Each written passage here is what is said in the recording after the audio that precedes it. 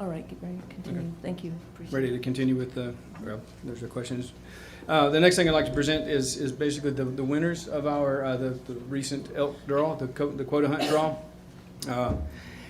We had several thousand, I can remember how, 5,000, 6,000, I wish I had the exact numbers on this, put in for our elk hunt, which is going to be held October 15th through the 19th of this fall. And these folks haven't been contacted yet, so we're going to be making some phone calls this afternoon, but this is our first chance to introduce the 4 winners of our current draw.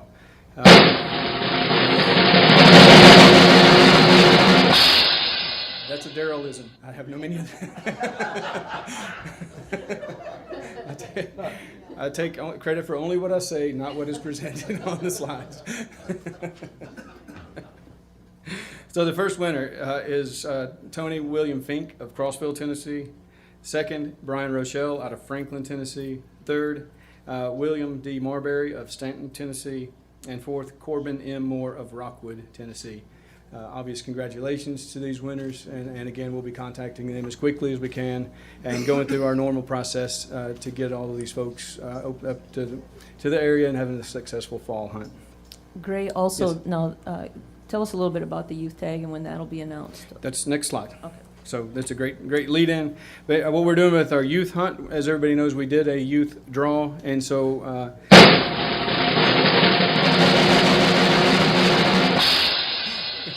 and we need to do a wah, wah, wah, because we don't know who's going to be. This is going to be presented October 20th, or the hunt is October 21st, but this is going to be, the winner is going to be announced at the Land and Wildlife Expo, and also in conjunction with the QDMA National Convention, which is going to be August 9th, 10th, and 11th. So we'll announce the winner at that point, and we'll have more details to follow as exactly how that is going to be, which meeting, which section of that meeting is going to be held. So it'll be held at the Land and Wildlife Expo.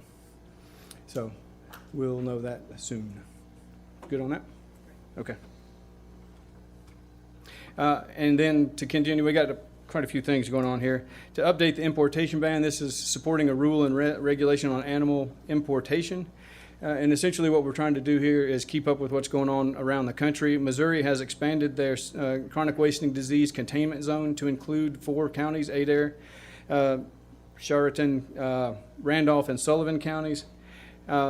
The thing to note here is all they've done is expanded their buffer around the known cases. They have no new cases, but they have expanded their zone around, their containment zone has increased. And if you see down here, or right over here, basically where my pointer is, between those 2 counties is where the known cases are, and all they've done is increase the buffer north and south, and so we have additional counties in that area to increase their containment zone to ensure best they can that they keep the disease within that area. And this, what you're looking at here, is a mock-up of what will be presented with what will be our public document. So, and on that, are there any questions? So this will go in the hunt guide, and the way the rule is written now, we just put it in the hunt guide so we can keep up with it there. And if that takes care of sort of the housekeeping, and if you're ready to roll into some of the quail discussions, okay.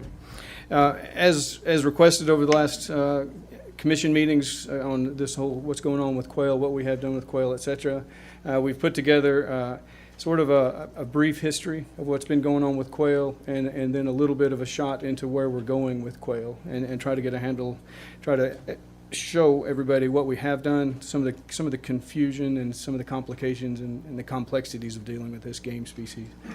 It is obviously a popular game bird. Popular, we know that they peaked in the early 1900s and have been slowly declining, and so it's been declining. We've been monitoring this bird since the 60s, and ever since the decline, ever since we started monitoring this bird, it's really been in decline. And you start asking the question of why. And some of the simplest ways of looking at this is, back in the day, there was a lot of inefficient farming. We had much smaller farms. There was not the commercial farms. You had these types of practices with lots of farm edges, lots of fallow fields, and that created lots of additional quail habitat. But then that is what is quail habitat. And so these farms, they sort of allowed the habitat to exist, but what are we really talking about? And we're talking about early successional habitat. And a lot of people say it's grass habitat, but it's not necessarily just pure grass. We're talking, there can be woody. You can have early successional habitat inside a pine plantation, which is a lot of what's going on in the coastal plain. And so, but as long as there is the proper structure at the ground level, you can have this early successional habitat and successful quail management. So this early succession is essentially this new growth. So if you go in and clip the land, burn the land, whatever, in a few years you'll have this kind of brushy, shrubby, old field, fallow field type habitat. And this is what we're talking about with quail. And so, which makes it very tough because it's more than just simply letting it go, you know. And so in a lot of cases you let it go, you may or may not get the right species.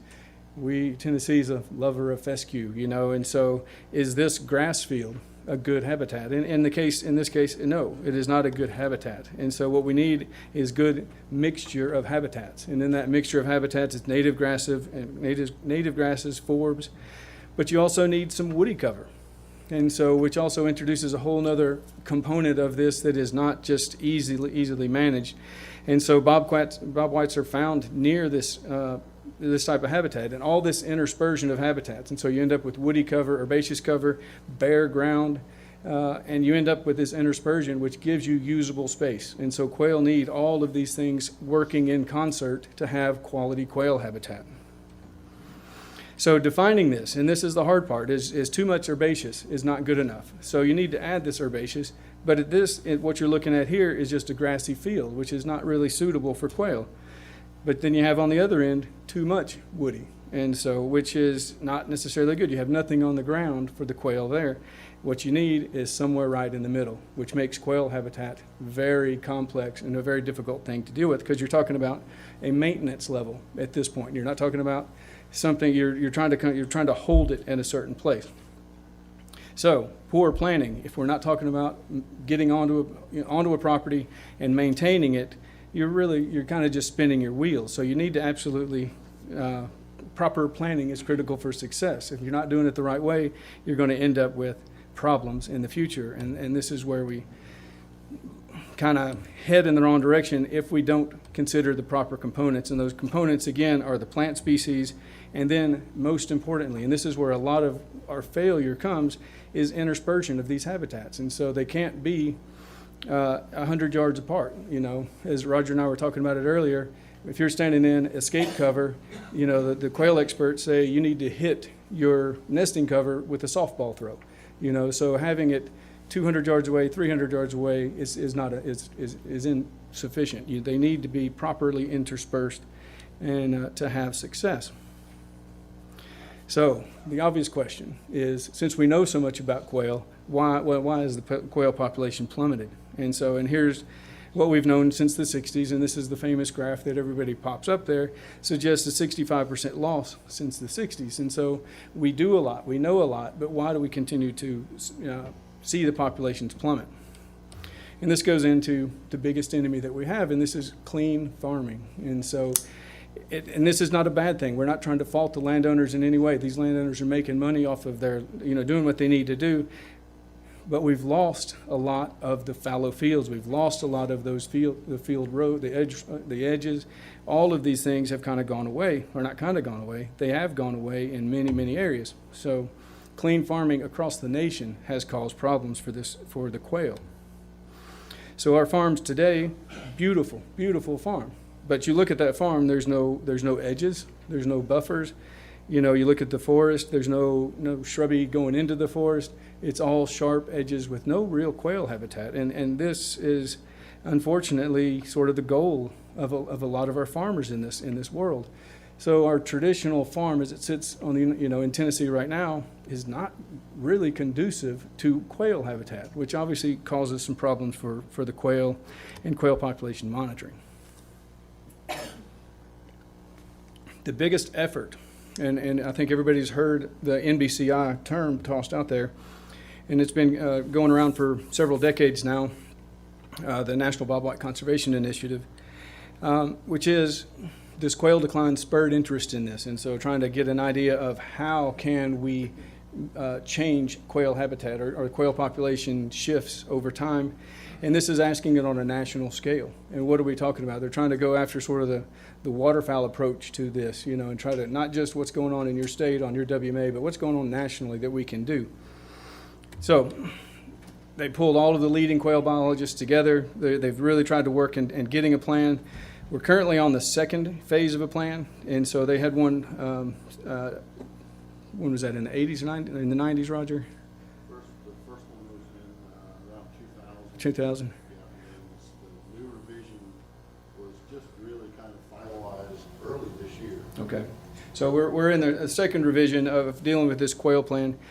The kicker on this and the key to thing is it really focuses on habitat restoration. And so the map that you're looking at is where they were asked to, if money was not an object, where would you put quail habitat? Which puts a lot of our prime quail habitat in western Tennessee on top of our ag fields. But this is basically saying where could we go if money was not an issue? And that is a great theoretical construct, but it also creates problems with the reality of commodity prices and whatnot and everything that's going on right now. So this does create challenges. And so the very first challenge that we've identified recently is this plan it's a national plan. And this national plan calls for large blocks of land with early successional habitat. And these large blocks are really large. And so you're talking about 800 acre minimum unit. And so there's not many places in Tennessee that have 800 acres of contiguous quail habitat. And so that creates some problems. And dealing with this quail, and this is looking at succession. You know, if you go from bare ground all the way to what we consider the climax community, what would be there if you don't halt the growth of habitats and the replacement of habitats through time. Quail habitat is that really finite place in 3 to 5 years. In Tennessee, it's within 3 to 5 years. You have to hold it there. It doesn't naturally stay there. And so if we don't do something every 3 to 5 years, you're going to get, you know, oaks, beech hickory, sugar, you know, that's where it's going, which obviously creates a problem for Tennessee because we must constantly be doing something on the landscape just in order to hold it out there. So we're fighting this climax forest. 60% of Tennessee is already forested. We're trying this quail habitat is basically fighting against the natural progression in that direction. So you end up with lots of work. Our folks on the WMAs are doing lots of work in order to put the habitat on the ground. But then once it's on the ground, it's extremely labor intensive and sometimes cost prohibitive to just keep it on the ground. And so quail habitat is not simple, it's not cheap, and it's not easy. So continuing with the challenges, this plan, the base unit is 800 acres. And that's the minimum. And so some say it goes up to 3,600. So the range is 800 to 3,600. Tennessee, what we're putting on the ground, our private lands folks, our base unit of impact with everything we're doing is about 15 acres per private landowner. So the scale that what we're dealing with, what this plan is talking about, and what we actually are implementing in Tennessee are way off. You know, and so this puts us into a position of really rethinking what's going on with the quail plan. And so, this problem is Tennessee. And in Tennessee, the way we live on the landscape, the size of the farm. Tennessee is 44th in farm size. The average farm in Tennessee is 136 acres. So some of these other areas where they're talking about, you know, the western, where some of this NBCI big stuff was done, 800 acres, we're 1/6 of that, you know, in an entire farm at this point. So our management units are drastically off. And this is where we as an agency are having to sort of recalculate and reformulate where we're going with this. But everything that we've been doing, that Mark Goodland has been doing, it's quality work. But these small farms mean cooperation is critical. And so we've been working hard with NRCS. We've been putting tons of habitat on the ground. But the hard part, again, is at 136 acres, commodity prices drive cooperation. And what we're seeing is when commodities go up, the habitat goes out. And that's what we're seeing right now in West Tennessee is quail habitat is being mowed under because they can make more money on, putting in beans and corn. So it puts a lot of our quail habitat at a relatively ephemeral nature, that people put it in based on economic benefits or not. And so very, very tricky. And so the other part that the whole plan gets beaten up on a little bit is successes are very hard to measure. And so how do you count quail populations? How do you count a population that is so distributed across the landscape? Just because you have more acreage does not necessarily mean you have more quail. And so it's nice to say, you know, we've done it with elk, we've done it with deer, you know, it's count. You know, let's go out there and count what we have.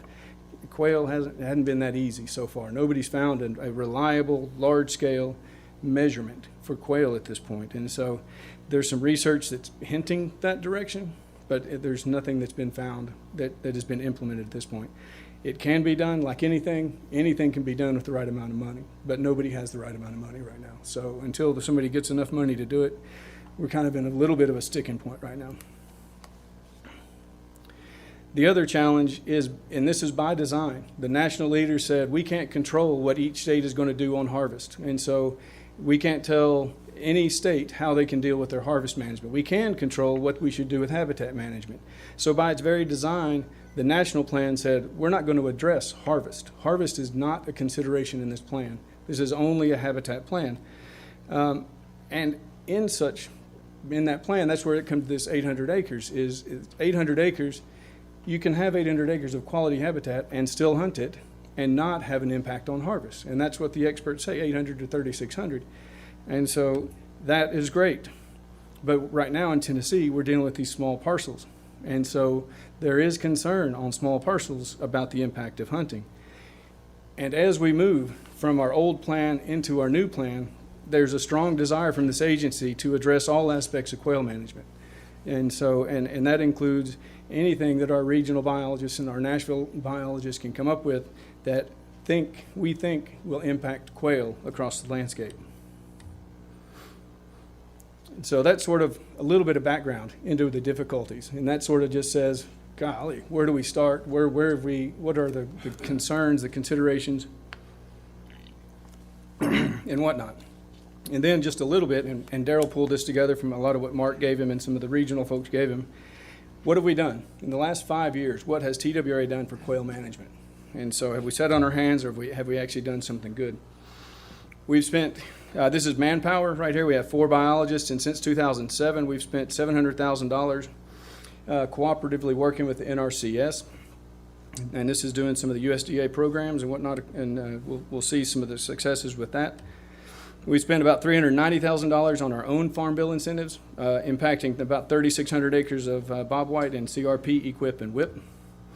And then our own internal program has spent about $200,000 cost sharing to improve 5,100 acres of land across Tennessee. We have spent money on native grass drills, $40,000 plus another 108 from NRCS in order to get these native grass drills scattered across the state. And then we have these, and we provide these and keep these drills maintained so landowners can sign them out, go use them, bring them back. And so we're trying to get habitat put on the ground through these types of efforts. Looking at the federal level, and these are federal dollars that they put on the ground, and this is where that $700,000 of our personnel, it matches with this $3.6 million and the $6.5 million I'll show you in a second. This is where we cooperate, and so they leverage our state dollars to get these federal dollars spent. We got $3.6 million in WIP, wildlife habitat enhancement, to improve 30,000 acres, and $6.5 million cost share on 10,000 acres of CRP and other various long-term buffer programs. And this is where we go into this commodities issue, is that the CRP has decreased nationwide. And but the good part, and this is one of the successes of the program, that while we may not have as much, we have different things, and we have definitely influenced what types of grasses are being put on the ground, what types of habitats. And so, a decade or so ago, it was all fescue being put on and ceresia being put on the ground. And so through a lot of what Mark Goodland and a lot of the other folks working through the private lands programs, a lot of what's hitting the ground right now is native grass species. They're wildlife-friendly species. And so while there may not be huge successes in some areas, there have been huge successes in other areas that aren't easily quantified, but you can't look at them and not acknowledge that we've had some success in those arenas. And then we have just some support of long-term efforts for quail restoration, and we've spent over $250,000 on the Center for Native Grassland Management at the University of Tennessee, which is doing work to try to work with biomass production and agriculture forages to use native grasses and other wildlife-friendly plants and to work with the farmers and try to get those put on the ground instead of less friendly issues. And then we've also spent just under $40,000 supporting the NBCI. And their director, and all this is housed at UT. So we have spent a lot of money in a lot of different ways in order for quail in Tennessee. And so when you look at the actual numbers, millions have been spent. And arguably we don't spend this much money on any of our other game programs. We're spending an extraordinary amount of money and an extraordinary amount of time on quail. And this is just in the last 5 years.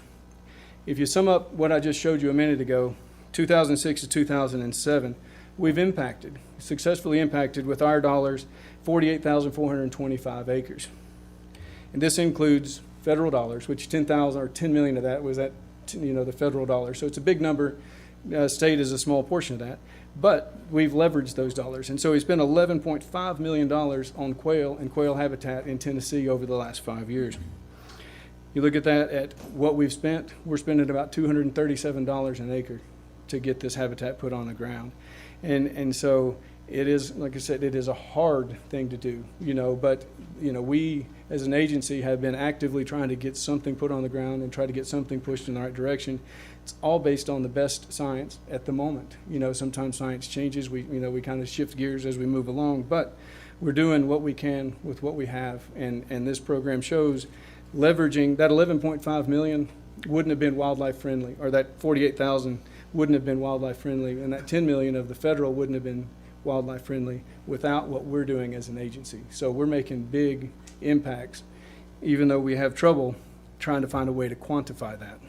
So getting into what we're doing with our quail plan, we started a few years ago to create a Tennessee version of the NBCI. And this is where we've struggled. We tried to make a little mini-me, try to step down the national plan into a Tennessee plan. And we were asked to do a completely habitat-based approach. And so, number one, it came with a sizable price tag, and so which was our first estimate, which was a lot of sticker shock associated with that. But our problem, and this is where we've kind of made a halt over the last year since we've kind of started reanalyzing what is going on with our quail plan, and it's hit us that having a quail-only plan or a habitat-only plan, we're struggling with that. Our regional folks have been struggling with that for a long time, but we have been pushing on it. And so what we're trying to do now is address what does it mean for Tennessee quail management? What do we need to have for a Tennessee quail management plan? And that includes as much as we can do for quail in Tennessee. And so what all avenues we can look at, and especially as it goes to these small properties, because we don't have big properties, we have little properties, and management in Tennessee may mean something very different on the local level than it does on the national level. So what we're trying to do right now, we've got this new strategic habitat or strategic plan that is habitat based. Quail habitat is a huge component of what we're trying to do on this on our statewide strategic plan. So what we're trying to do is have the quail plan integrated, not part of the strategic plan, but integrated within the strategic plan, just like we have, some of our waterfowl plans, some of our other large-scale planning efforts, and we're going to have those integrated within it. So it puts them kind of on the same path for a little while right now. So in general, I guess in conclusion, kind of jumping around here in this, but the quail numbers have continued to decline. We know what needs to be done on the landscape level, and yet, like I said, if we had billions of dollars, we could do something. But the hard part, we have the ability to impact 1.5 million acres in Tennessee as our WMA, and so a very small portion of Tennessee. We can impact those areas, but it is very difficult. We've spent a lot, and this is where we go to spend a lot of money, but no large scale successes, and this is population success. I do believe there's been some cultural successes. I do believe we changed some people's minds about what to put on the ground. If a farmer wants to do habitat, it's something different now than it was a few years ago. But we're still struggling with quail, so You know, I think right now we're sort of at you keep putting Band-Aids on everything, but this ephemeral habitat is popping up and going away all across the landscape. So right now we're just really trying to hold on to something, you know, until we can really make a giant, you know, I won't say a giant, a slow creeping move forward in trying to figure out what's going on with quail and what we do with quail management in Tennessee. So again, this quail plan right now, what we're trying to do is looking into the future, where we are right now, and trying to just move forward is incorporate this into the current strategic plan. One of the main shifts in what we're doing is all of our previous efforts were pretty much everything was scattered across the state, you know, and so you ended up with all of these, that 48,000 acres was pockmarked all over the state, but it wasn't centralized. So hopefully you could have a larger scale effort, you know, a larger scale impact in a smaller area. So some of the new ideas that we're toying with, you know, or not toying with, that we're trying to move forward on are these anchor areas. And so you can centralize effort. And so you can say a few counties or a few portions of counties is really where we want to do that. And so we want to anchor these with some of our, the central focus being some of our WMAs, and identify these WMAs across Tennessee where we can have the WMA having, you know, being a quail WMA. And then we have the programs, the federal programs, are putting quail habitat on the ground around the WMA, on the private lands. And so hopefully you have that sort of symbiotic effect of the quail populations in that area just continue to work off themselves. One of the things we wanted to bring to your attention, though, is quail habitat is problematic again. Because number one, if we choose these WMAs, we're talking about the potential loss of revenue, and most of that revenue is on the WMA itself, and that WMA is various contracts, you know, where we're doing with contract farming on the area where somebody's planting corn and we either get money back or in-kind services back. If we're talking about large-scale efforts to move those types of habitats, row crop habitat into quail habitat, we may lose revenue. And there may be pushback from that, from the farmers that are on those areas. So we have that to consider. The other is misinterpretation of management. And this goes to sort of a mindset of a lot of constituents that row crops are good, that row crops are habitat. And so when we move a lot of these areas, if we do these anchor habitats and we move hundreds of acres out of row crop and into scrubby habitat, what is good quail habitat, what we know is good quail habitat, there's a lot of folks in this world that think that is just us being lazy, you know, and so there's going to be some degree of re-education and trying to help people understand that is a good thing, that is habitat. And so, but it's going to be not necessarily an easy process. So it's one of those things, if we go this route, these are some considerations that we're going to have to address on the front end and make sure folks, the commission and our constituency, understand what quail habitat means. Successes will come slowly. We know this isn't going to be a quick fix. And so, but in the big picture, this plan must focus on issues that are important to Tennessee. We can't chase the national plan and only what the national plan wants. We have to make this plan Tennessee specific, and that's where we're moving towards on the front end of this thing, or on the front end of the future of this plan right now, is basically putting everything back on the table about quail management and what we know about quail management, and then slowly make this plan a workable plan for Tennessee. And with that, I would like to take any questions. If you go into these anchor areas and you did put the proper habitat, where's the quail gonna come from? There should still be some. I mean, most of the areas that we're looking at are larger WMAs, because I think we're going to be talking about 800 acres or better of quality habitat. So there should be some remnant population. And so even though they may be small, you know, and the areas that we're looking at are areas that are naturally should be, you know, quail, you know, areas. You know, we're not going to go to Reelfoot. You know, I mean, I'm not poking at. I mean, but we're going to try to do this in areas that are currently functioning in some way as early successional habitat, and then just really try to expand that up. And so we've had some areas identified. I think we'll have to go back and re-identify some areas and make sure these are the areas we really want to work on. But it will be a logical progression forward with these areas. Any other questions from the commission? Chairman? Gray, if I think I want to word this. Last month, we voted to make the quail season continue through February, but we left the option to the agency of managing the WMAs. If you want to close the WMAs that have quail to quail hunting at the end of January, that's the agency's prerogative. My question is, with the difficulty that you have in determining the populations, being able to keep up with whether there's increase and so forth, and I think either Darrell or someone said last month, well, all WMAs are not conducive to good quail hunting, and obviously those would be eliminated. That wouldn't throw money away trying Correct.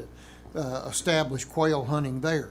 But in the ones that do present a good habitat, a good basis to try to develop the quail population, wouldn't it be much easier to determine whether there has been an increase or how that population is doing, since you've got a lesser number of areas and Yep. more confined areas to kind of be able to ascertain whether the program is being successful? Absolutely. I mean, and one of the issues we've been dealing with is, mentioned we can't monitor on the large scale. Sure. Very difficult to come up. But on the small scale, we're starting to see some methods, and really just this summer, we saw some new methods that came out of UT and Dr. Bueller up there, monitoring quail on a relatively small area that have good potential to help us monitor those animals. And the areas, and again, talking to Roger, some of the areas out west that are really being successful in managing quail through not over harvesting, that they control, but they have a very good idea of what's going on their WMA, as far as they know how many animals are on that WMA, they know how many animals they want taken off of that WMA, and they control harvest pretty strictly. And I think that's where we will strive to go. Yeah, it's not. They have more money to spend on some of these things. They're doing a much more intensive. I think some of the new methods that we're doing that we may be able to implement would be relatively inexpensive.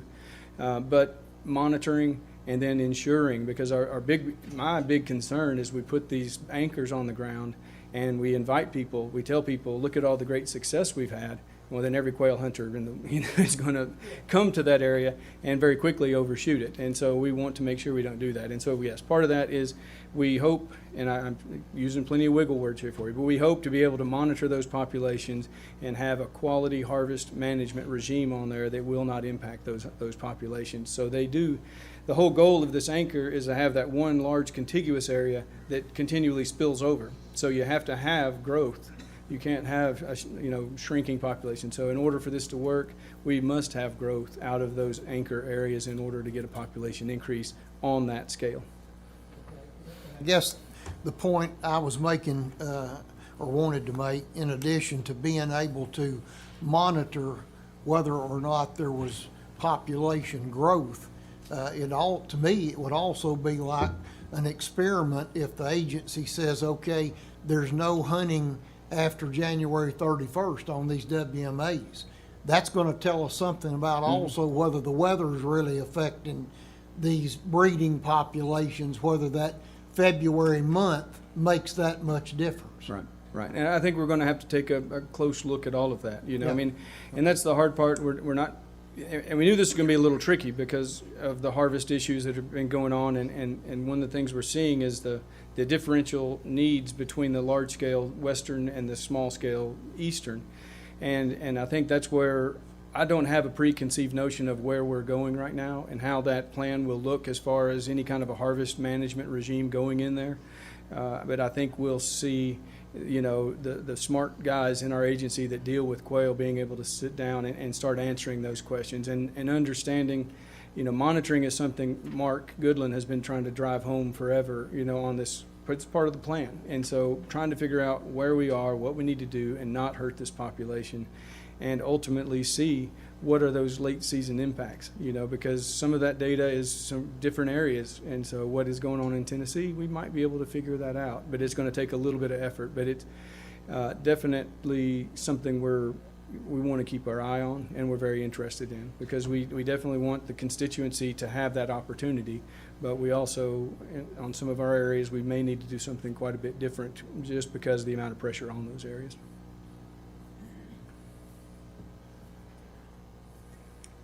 Any other questions? I talked to several of the Quail Unlimited people up in my area, and they kind of applauded us moving the seasons back. They were pleased with that. But I think this, with the WMAs, that's y'all's chance to shine and show that with habitat and good management that the population can come back. I was reading through some of this, and the CRP land that's coming out right now, I just wonder if we could get, I know we don't have any influence on the farm bill, but we could talk to some of our legislatures and see if the CRP land that is coming out, if they could put some buffer zones in it, that would help benefit the quail habitat and everything like that. But that would have to be something on a federal level. But Yeah, well, and the CRP is just such a difficult thing. You know, my wife's from Central Illinois, and so we went up, you know, over, I think it was over Easter, to visit her folks. And it's not just Tennessee. I mean, there's track hose in every ditch between here and Central Illinois because commodities are so high, you know, and so. They plant corn up there. You can roll your window down and touch it going down the road. So. And so, I mean, that is just something, you know, and we've struggled with that and had, you know, some relatively frank discussions about the ephemeral nature of any economic driven, you know, habitat, you know, and that's where we are in that case. I think the federal programs would love to try to put that in, but the CRP guys right now, they have that out option, and they can pay out, and right now that's what they're doing, and they're paying out, you know, taking the penalty in order to get the money off the commodity, and so it makes it very difficult. I think the the NRCSs of the world, Department of Ags, would be up for any ideas, but boy, it's a tough one right now. Yeah. I know, I mean, on my farm out there, 4 or 5 years ago, I had 3 covey of quail. And I put habitat out for them, warm season grasses, plant sorghum, soybeans, everything, try to get them. I just got through cutting hay out there last week, and 2 quail, all I jumped. The whole time I was cutting hay, which, yeah. Oh yeah, No, it's, I didn't it's jump difficult. It is. I mean, and that's the hard part of this whole process, is the difficulty in it, and so, and the amount of work that's required for it.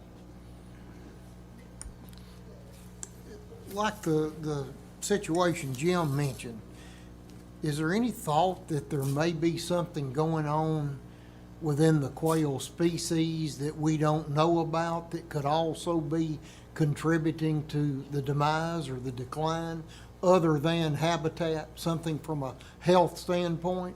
I know it's been addressed. I'd have to defer to Roger for any more in-depth on that. And so, Roger, would like to.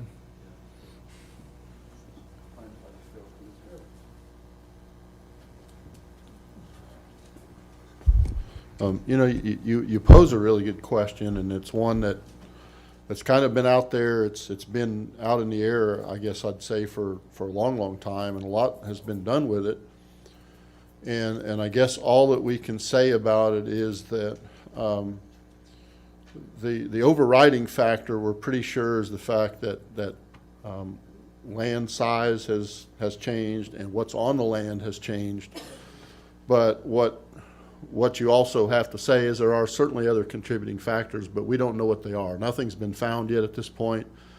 A huge study is underway in Texas right now because they have become convinced that, and I mean, they're worried about quail decline in Texas, but you know, their ranch size out there is thousands of acres, and they don't have to, you know, it doesn't go to forest in Texas. It stays in quail habitat naturally. They don't have to do a whole lot with it to keep it there. But they have a quail decline, and so they're looking at some of these things for their quail decline that has to do with diseases. And so they have a huge study right now. The problem is, the other thing you have going on in an area like Texas is that they have boom and bust populations because of rainfall and the effect rainfall has on the habitat. So they've been in a drought, so they weren't able to get enough birds so far to examine them to find much of anything. So really, we don't know much about that side of it.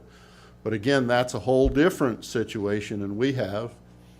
So even if they learn some things there, all that we might be able to do is possibly, given the opportunity and money to do something sometime in the future, which could be 10 years or more, depending on what happens with that study, and then go look for some of those kinds of possibilities here. But beyond that, most of the things that we expect would affect quail are really related to agriculture and agricultural land use and that increase in intensity.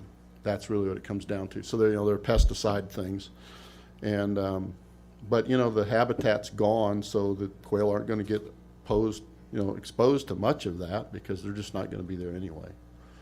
So that's the best I can really do to explain it, and so we're just lacking too much more than that for information.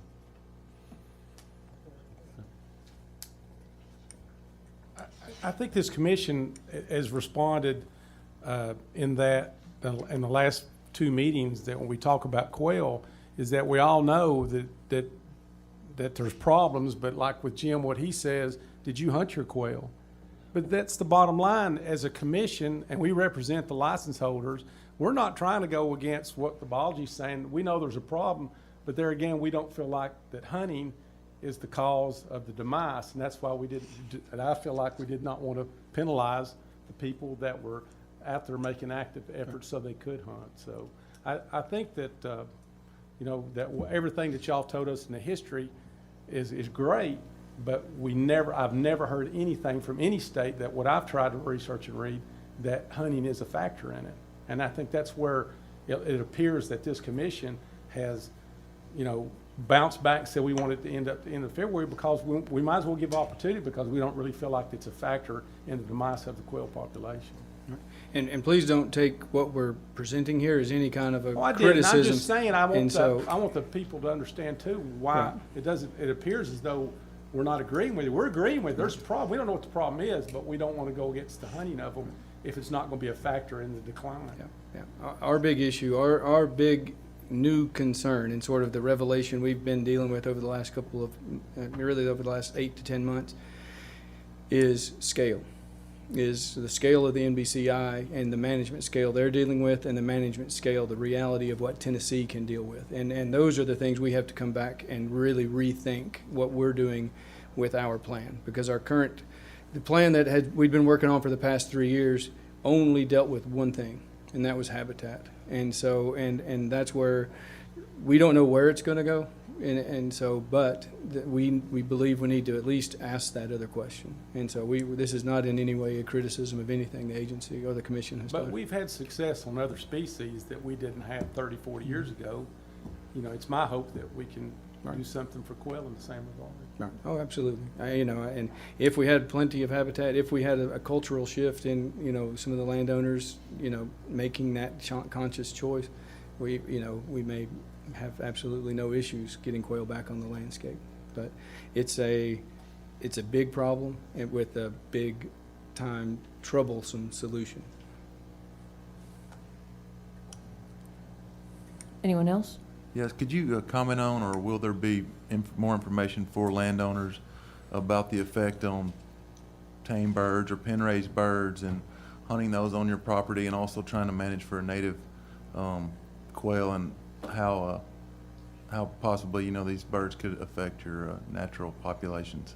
You're talking how about much outreach efforts? Right. I mean, how much information is that available right now, or how much research has been done on that? Because I know, people that manage for quail, most of them like to hunt quail, and Right. in an effort to have something to hunt, they'll put out birds sometimes, and as a common sense might lead you to believe that it would have a negative impact, but Right.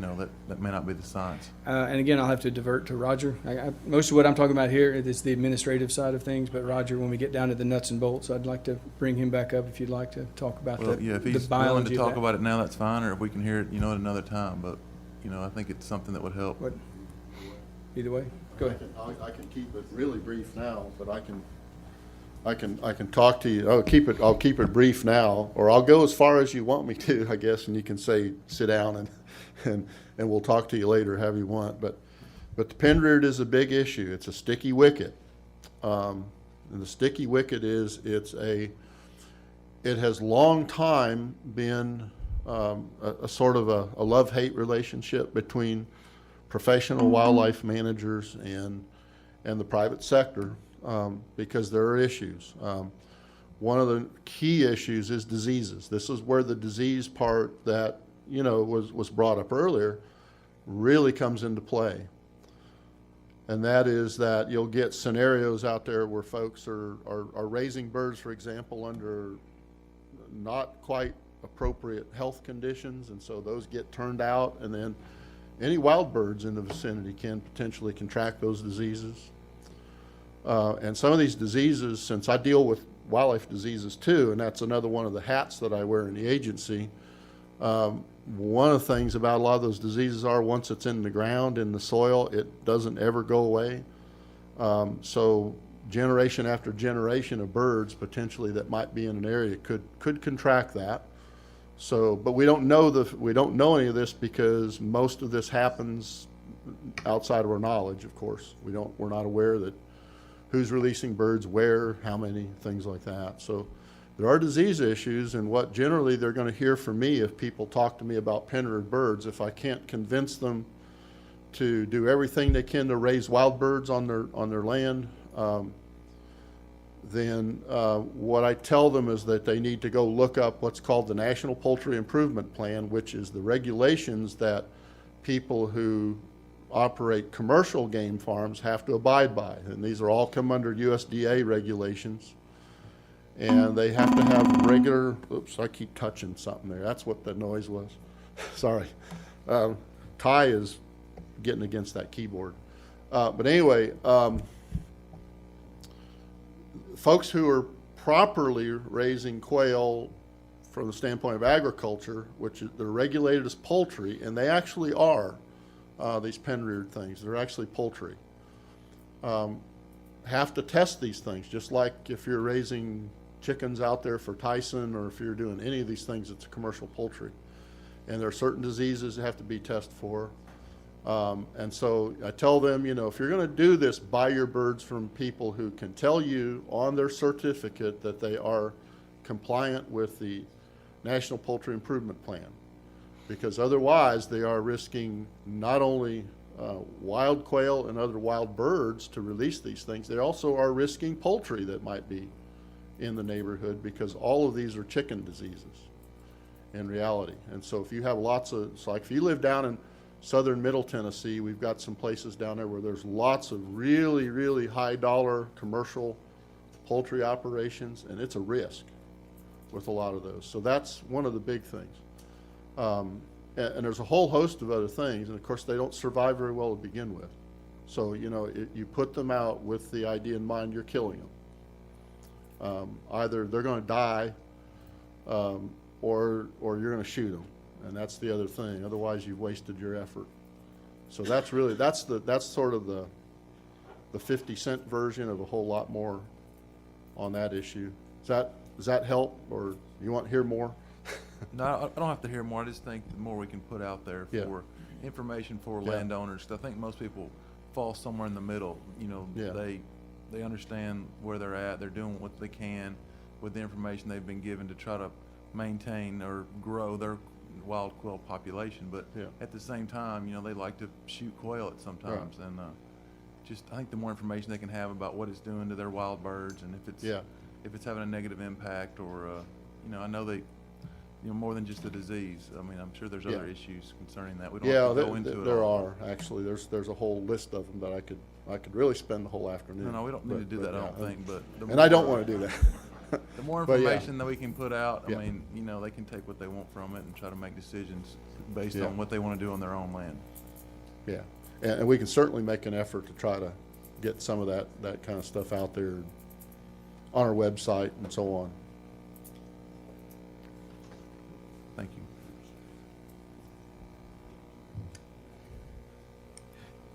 Anyone else on the commission? Comments from the audience? Ron?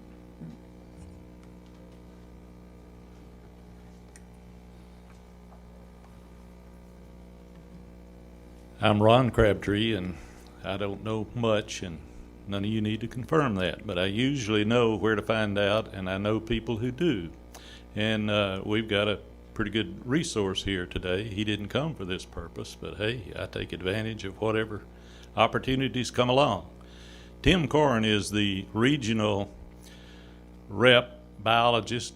I don't know the official title for Quail Forever.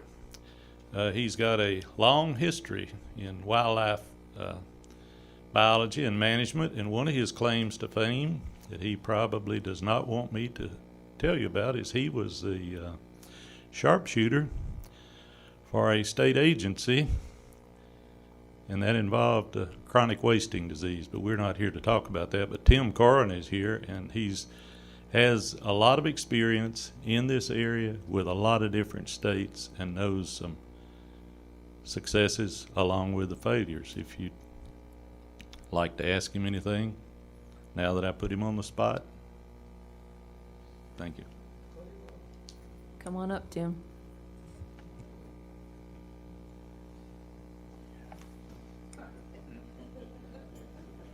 The old sharpshooter CWD job I like to forget about. It was about 10 years ago, so I kind of buried that. Every once in a while it comes back up.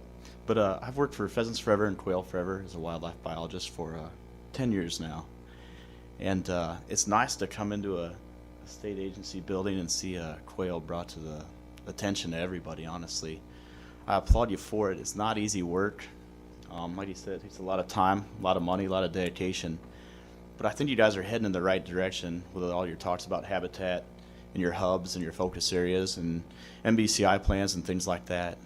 A lot of what I try to tell people, I manage close to 100 volunteer chapters across the country in 3 different states, is that there is room for everybody. I mean, no matter how small the project, a quail project isn't like a pheasant. It doesn't need 40, it doesn't need 80, it doesn't need 100 acres to have a successful reproducing population. I mean, anybody can do quail habitat work on whatever they got. I believe that. And NBCI does have large focus areas, I guess, 800 acres plus and whatnot, but there is a lot of room for small landowners to do what they can, and hopefully they glob together, and hopefully things like your anchor points with your public areas. We call it the Habitat Wheel Initiative, where I'm based out of, I guess, where we have a hub and we have spokes, and we market that as strong as we can with landowner meetings and things like that to get anybody to do anything they can. We've done everything from recruiting the FFA kids and everything else to sell it, road signs and everything else. But I just I applaud you guys for bringing it to the forefront, I guess, and putting some attention on it, because they are declining. They're declining bad. They need help. There's no doubt about it. And anything we can do to help you out, we have about 10 chapters here in the state of Tennessee, and I'd like to have about 10 times that many, honestly. We have a lot more in other places, and we're hoping to grow it down here and get a lot more people doing things. We have large volunteer efforts that are cooperating and partnering with the state agencies and other states to do some big things, and we're hoping to do it down here as well. So anything we can do, or you got any questions about releasing birds, I could talk about it forever as well. I got a pretty strong opinion or two about that, but I'll be around after the meeting, or if anybody has any questions now. Ken, when you say anything you can do to help, what are some of the things that are available to either the agency or anyone else that solicits your help? We partner with the agencies to deliver just like a habitat help program, and basically just market better. I mean, we know what quail need, honestly. I mean, I think it is habitat. I don't think there's any doubt about it. And just to help market that to landowners and approach them from another direction, not a different direction, but just from another avenue, to try to get them to do the things that quail need. I mean, you guys have a great incentive program through your agency, and just help, just one thing just to help you market that to people, I think would be a big help. I mean, you have the right idea, you have the answers, I believe. I think you just need help selling it, honestly.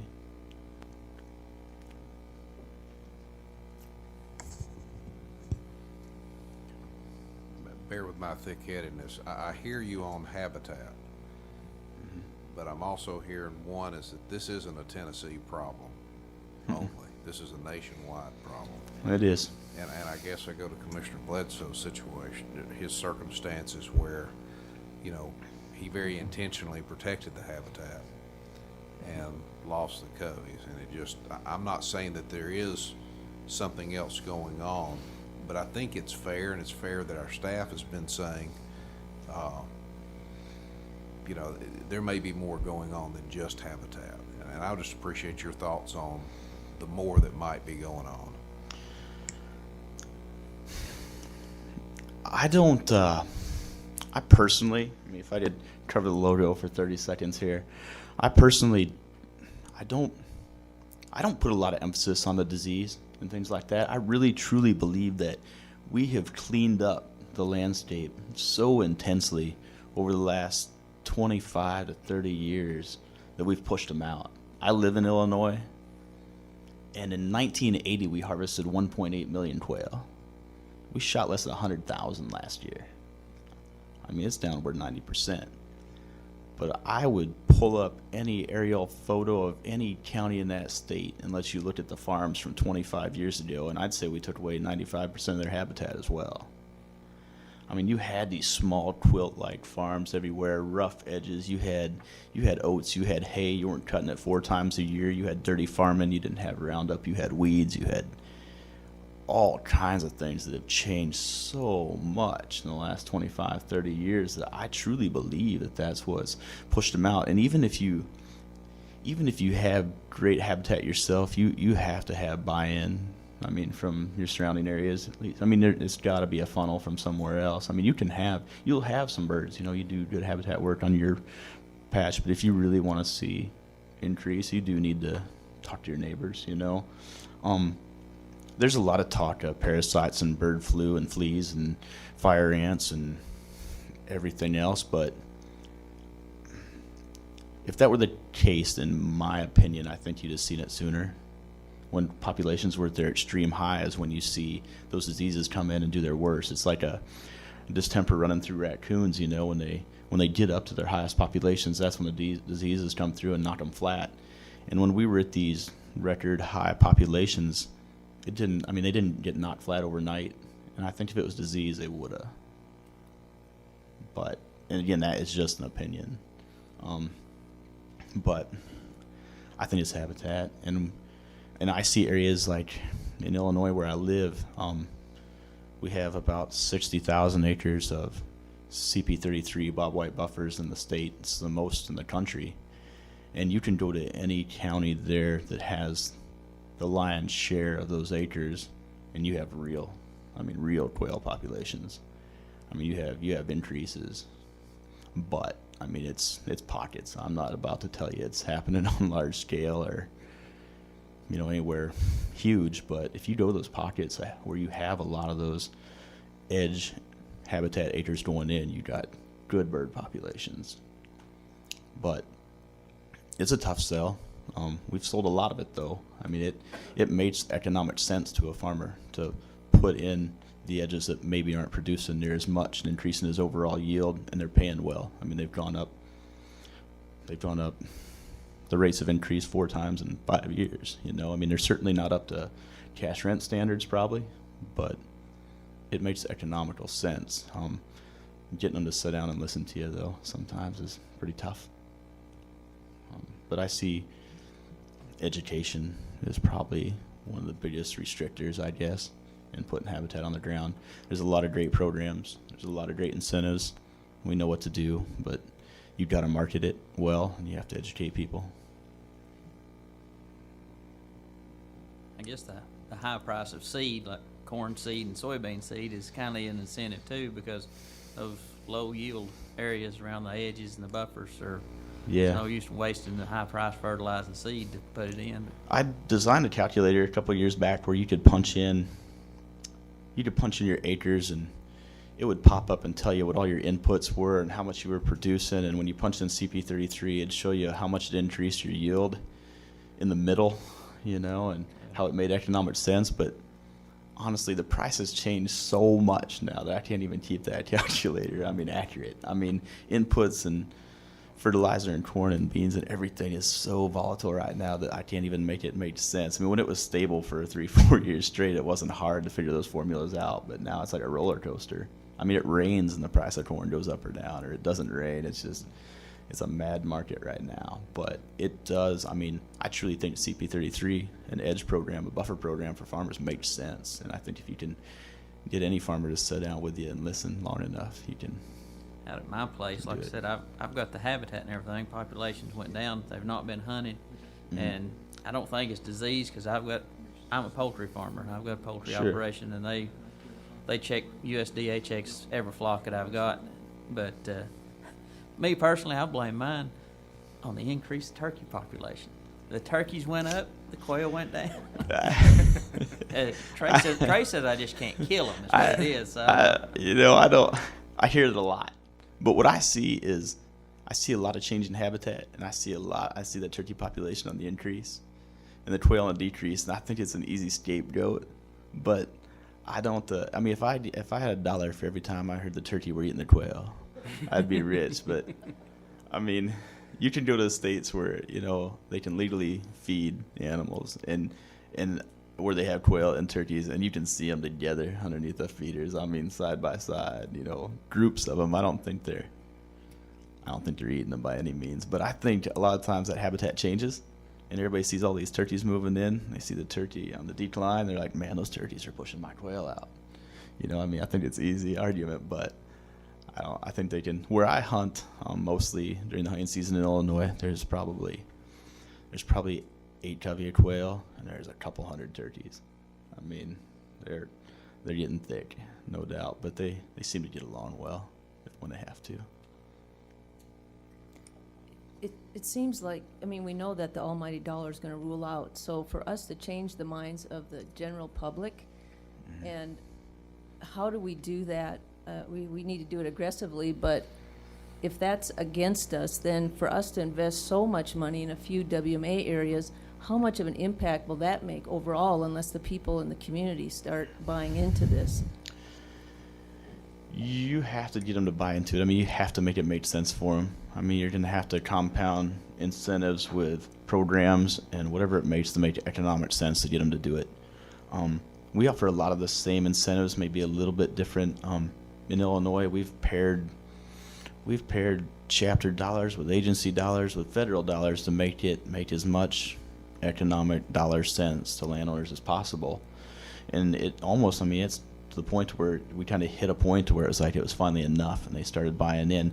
And the other thing is you got to market it. I mean, you have to have somebody come forward. You got to get the main guy in the township, the biggest farmer, the most popular guy, to put the program in and say, hey, this is okay, this works. And everybody else kind of tags on usually. I mean, that's a large part of why we had kids do it. I mean, the FFA kids would go out and get their grandparents to sign up their roadsides and their field edges, and they're not going to tell them no. I mean, there's no way. The grandkid comes in and says, I mean, we were paying the FFA chapters. We were sponsoring them. We'd give them $50 for every mile of roadside they put into native grass, and it was like a contest. And there was, and I mean, I live in some of the cleanest farming community in the country, the highest land prices there are. I mean, they mow for recreation up there.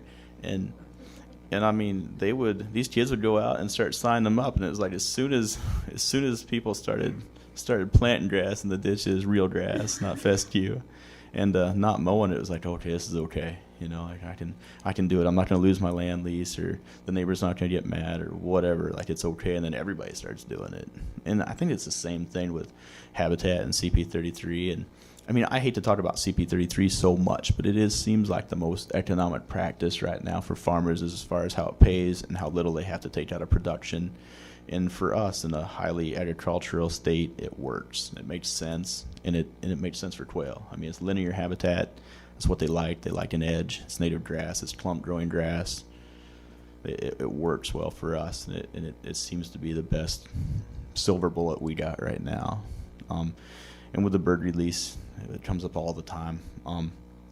People, I mean, that's like everybody's silver bullet. They want to put, it's self-gratifying to take a bird and put it out there when you don't have a bird. I mean, it's what people want to do, and I don't blame them for it. But I mean, the biggest thing we tell people is if you don't have good enough habitat to have a wild population, there is no way a pen-reared population is going to survive.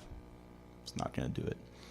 And I think just about any study in the world will show you that pen-raised quail release success rate through a winter, which is what you have to have. They have to make it through a winter to reproduce the following spring, is less than, I'd say, 4% on just about any study you look at. I think there's a breakdown there where that comes down to about $80 a bird or something by the time, bird to bag after you get done. Commissioner Houston, can I just add, just building off what he was talking about with Go right buffers, and Director Carter reminded me, we didn't really touch on in the presentation, but is really, I think we're going to have also some sort of readjustment of hunter expectation, because you're talking about a quail per acre at best, quail per 4 acres, somewhere in there, and then by the time you get a covey, you're talking one covey per 25 acres or something like that. So I think a lot of hunters have an expectation of, as we were talking about, is kind of triggered is if they don't see a bird right in front of them, the best thing they can do is throw a bird out there. But the expectation needs to be, quail aren't just thick. Even when you have a thick quail population at 1 per acre, you're talking about a covey per 20 to 25 acres or more. So, and that's I think a valid point that the agency needs to kind of address expectation for quail habitat and quail encounters when out quail hunting. And they, the best hunters and the best dogs in the world, I don't think will find half of what's out there either. And people don't want to hear that. They think they're going to find every bird that's there. They got the best dog. They're going to, there's no birds. But down here, you got a lot of things going against you with the weather. And when it's warm, birds are on. I would say down here on any given warm part of your season, you might not be able to find 20% of what you got out there. But you catch it on the right day, and there's probably a lot more than you think. Mr. Chairman.